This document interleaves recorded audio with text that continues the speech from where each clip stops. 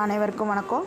காலையில் வீடியோ போட்டிருந்தேன் இல்லையா, குச்சனூர்லேருந்து எடுத்துகிட்டு போய் விருதுநகர் மாவட்டத்தில் விட்டுருந்த குட்டியலைன்னு சொல்லிட்டு, அந்த ரிப்போர்ட் பண்ணவங்ககிட்டயே போய் அந்த சேர்மன் அதாவது பிரச்சனை பண்ண வேண்டாம், நான் குட்டியில் கொண்டு வந்து இறக்கி விட்டுட்டேன் அப்படின்னு சொல்லிட்டு குட்டியெல்லாம் கொண்டு வந்து இறக்கி விட்டாச்சுங்களாம்மா நைட்டோட நைட் டைமு. ஆனால் ஒரு 2 குட்டி மட்டும் இன்னும் வரல அப்படின்னு சொல்லி அந்த இன்ஃபார்ம் பண்ணவங்க சொல்லியிருக்கிறாங்க. மித்த குட்டி எல்லாமே அதே இடத்துக்கு சேஃபாக வந்து சேர்ந்துச்சுங்க. ரொம்ப சந்தோஷமாக இருக்குது. ஆனால் இந்த வாயில்லா ஜீவனுக்கு கேட்குறக்கு ஆள் இல்லைன்னு சொல்லிட்டு என்ன வேணால் பண்ணலான்னு பண்ணுறாங்க சிலர்.